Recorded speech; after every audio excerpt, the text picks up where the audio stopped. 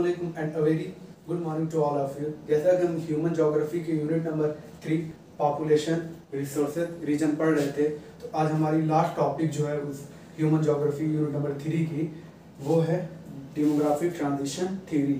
Demographic transition theory वो क्या, आज की हमारा टॉपिक जो है डेमोग्राफिक ट्रांजिशन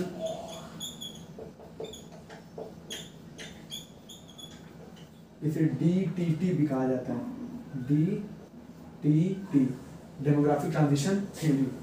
लेट्स स्टार्ट। ये होती क्या डेमोग्राफिक ट्रांजिशन थ्योरी है क्या? तो सबसे पहले हम ये जानेंगे जो डेमोग्राफिक ट्रांजिशन थ्योरी है ना, ये 1945 में दी गई थी। वो भी नोटेस्टाइन और किंग्सले दो साइंटिस्ट थे, ज्योग्राफर भी थे, नोटेस्टाइन एंड किंग्सले। ये थ्योरी प्रपोज की गई थी 1945 में। 1945 में this theory has been given by the Notestein and Kingsley, and before this theory also has got encouragement by the Warren Thompson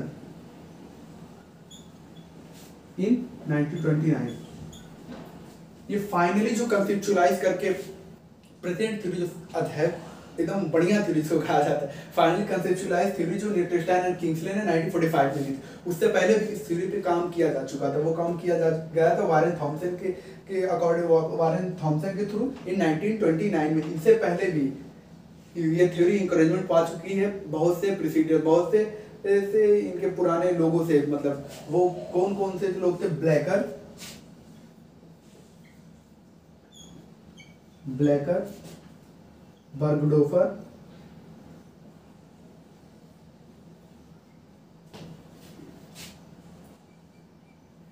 इनके ब्लैकर, बर्गडोफर एंड साइमन। इससे पहले भी ये थ्योरी इंकरेजमेंट पा चुकी है और ये फाइनली कंसेप्चुअलाइज की गई है नोटेस्टाइन और किंग्सले के थ्रू इन 1945 में। ठीक, हम जो पढ़ेंगे ये इन्हीं का पढ़ेंगे, नोटेस्टाइन और किंग्सले के थ्रू 1945। और इन्होंने अपने थ्योरी को 3 फेजेस में डिस्ट्रीब्यूट किया, क्योंकि आज बहुत से इसके फेजेस बढ़ चुके हैं। कहीं 4 फेजेस, कहीं 5 फेजेस, कहीं 6 फेजेस मिल जाए, बट ओरिजिनल थ्योरी जो DDT है, डेमोग्राफिक ट्रांजिशन थ्योरी है, वो नोटेस्टाइन और किंग्सले के द्वारा फाइनली कंसेप्चुअलाइज की गई है इन 1945 में। ठीक, DTT फाइनली कंसेप्चुअलाइज की गई नोटेस्टाइन एंड किंग्सले के थ्रू। और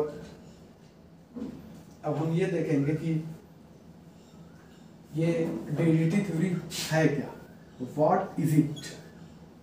DDT थ्योरी है क्या? देखिए, this theory tells us about the change in a population of a region. किसी रीजन के पॉपुलेशन में को चेंज होना from high birth rate, from high birth rate जिसको BR भी कहते हैं, from high birth rate and high death rate, DR, to lower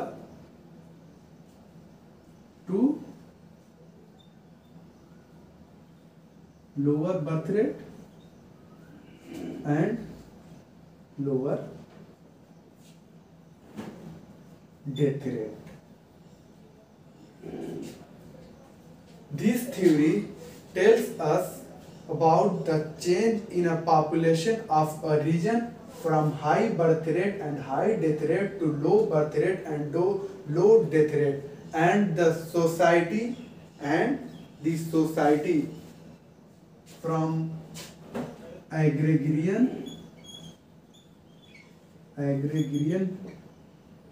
to urban। ठीक, agrarian to industrial,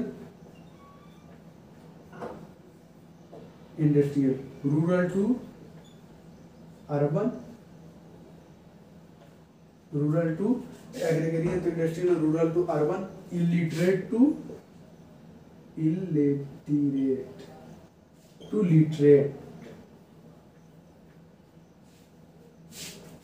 over a phases of time, over a phases of time। ये point याद करना बहुत जरूरी है। This theory tells us about the change in a population from high birth change in a population of a region from high birth rate and high death rate to low birth rate and low death rate, and when the society change from predominantly मतलब पूरी तरीके से predominantly change होती है, agrarian to industrial, rural to urban, illiterate to literate on over phases of a time, or phases of a time, different phases of a time,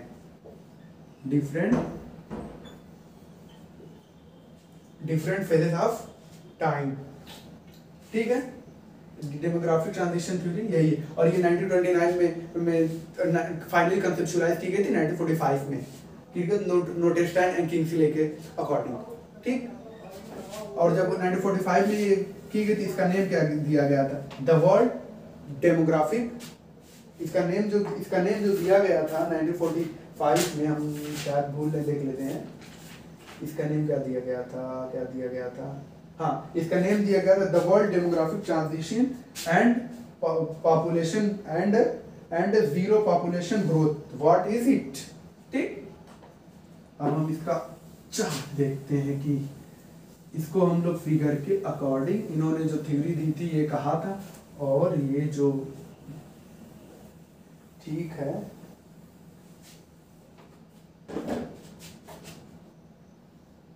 यार ये marker क्यों नहीं चल रहा है?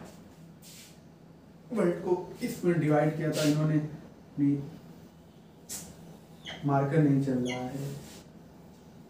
चलिए हम नेक्स्ट वीडियो में इसको कवर करेंगे फिगर से, और फिर उसका 3 फेजेस जो इन्होंने, स्टेज 1, स्टेज 2, फेज 1,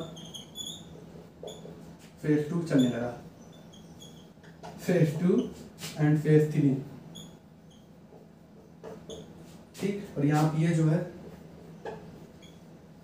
ये टाइम है, और यहाँ पे birth rate and death rate है, बर्थ रेट पर 1000 पर ईयर, पर 1000 पर ईयर। तो हम अच्छी से इसको बनाते हैं, पर 1000 पर ईयर। ठीक,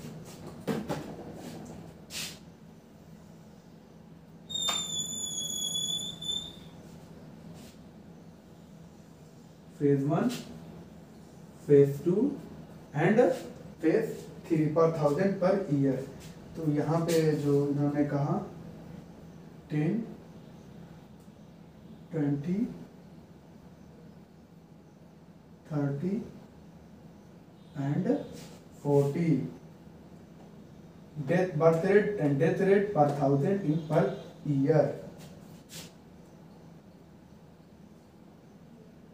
ठीक, ये बूम करके ऐसे बढ़ती है सेकेंड फेज में, बूम एकदम फिर डिक्लाइन होती है। ठीक है, ठीक, और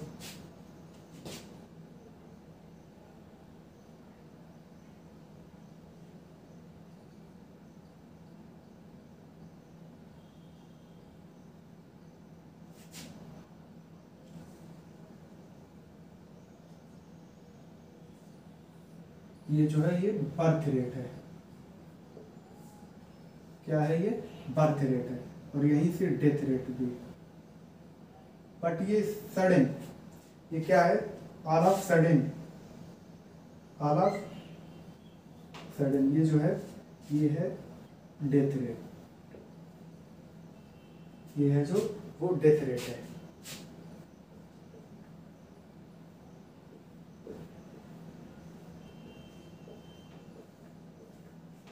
ये जो है वो डेथ रेट है। ठीक, ये डेथ रेट है, ये population growth.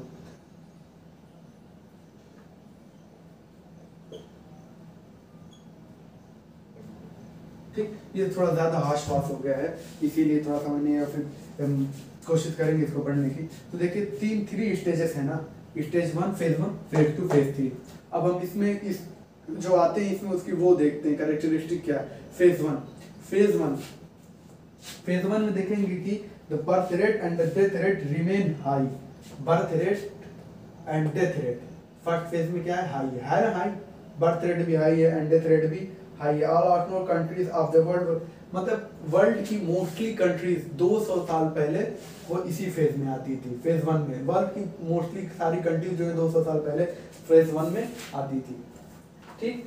And for the countries have characteristics of literacy, low life expectancy, low per capita income. या इसमें जो थर्ड पॉइंट है फर्स्ट स्टेज में, इस कंट्रीज की जो कैरेक्टरिस्टिक होंगी, इलिटरेट होंगी, ठीक, इलिटरेट होंगी, एग्रीकल्चरल बेसिस होंगी एंड एक लाइफ एक्सपेक्टेंसी कम होगी, लो पर कैपिटा इनकम होगी। मतलब हम कह सकते हैं सोशियो इकोनॉमिक कंडीशन और गुड, मतलब पुअर भी कह सकते हैं।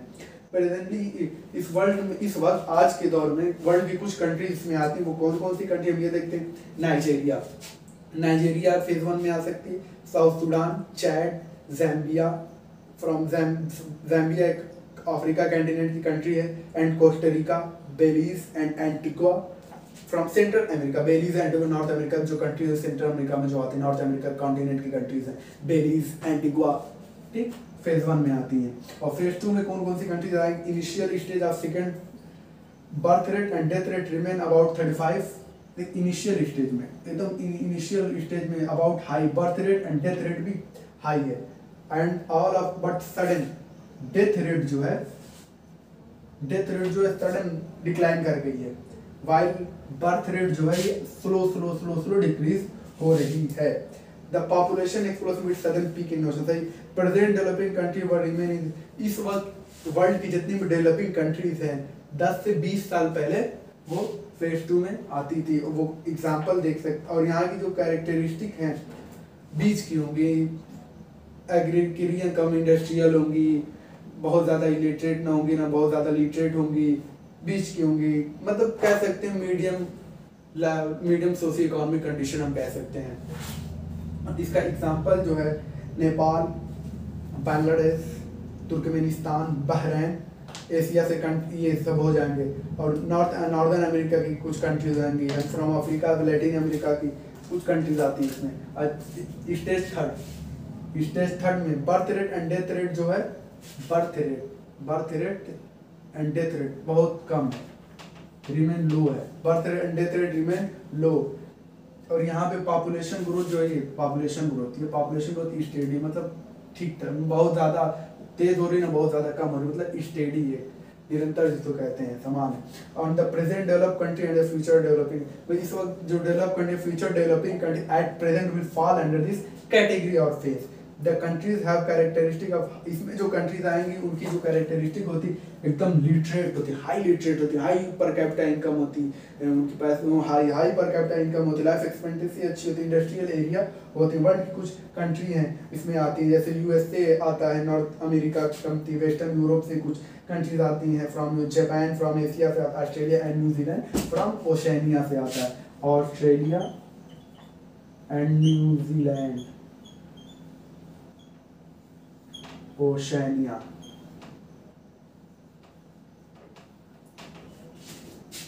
Thank you very much. हमने